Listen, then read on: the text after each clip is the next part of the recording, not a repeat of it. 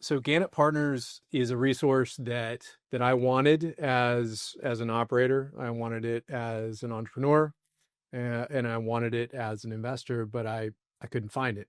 And so I created it. And it's a culmination of, 30 years of operating and transacting businesses, not as a banker per se, but as an entrepreneur and an operator, a company builder, but also as an executive coach and as a capital allocator. When I thought about my life as an angel investor and ways that I could essentially de-risk my own capital in earlier growth stage companies, the lowest hanging fruit is the founder themselves, and their early leadership team. And so what Gannett.Partners does is brings together three kind of complementary components. One is certified executive coaching.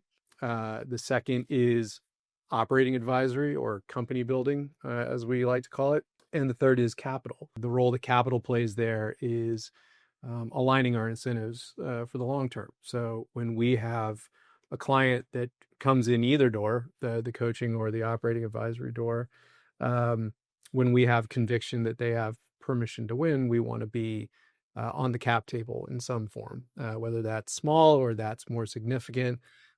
We tend to be one of the more strategic partners that come in through the capital door. But what we do is build valuable companies and resilient leadership teams, and we do that through the coaching business, which the coaches in the company, of which there are two right now, both went through the Berkeley Executive Coaching Institute.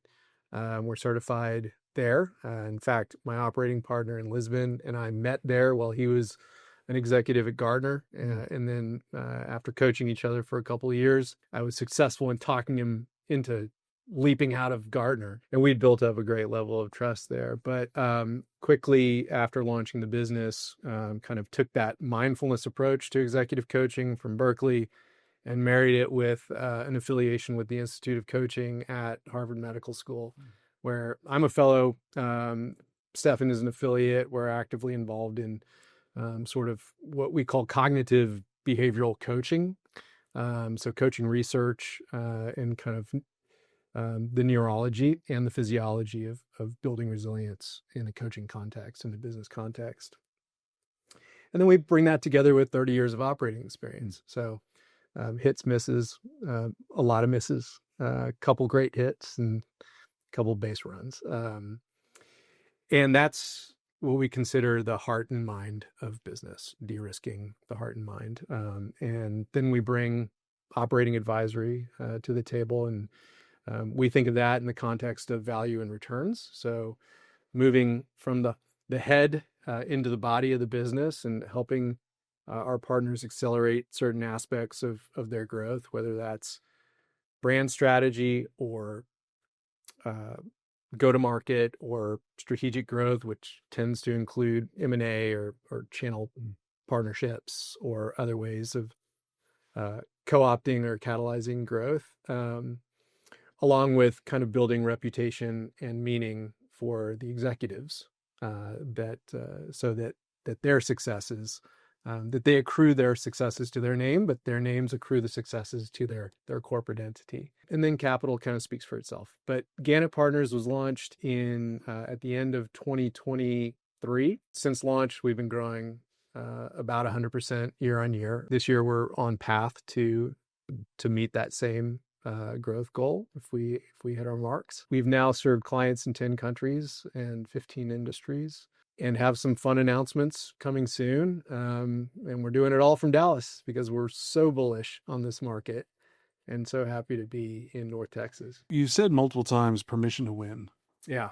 Can we expand on that? I don't know where I got it, but we use it a lot. It's effectively, being able to understand the signals we're getting from the market as we look at companies that give us conviction, that strengthen our conviction or diminish our conviction in a company's ability to beat its competition. What's the end goal with Gannett.Partners? Create value and have fun. I love what I do. I absolutely love it.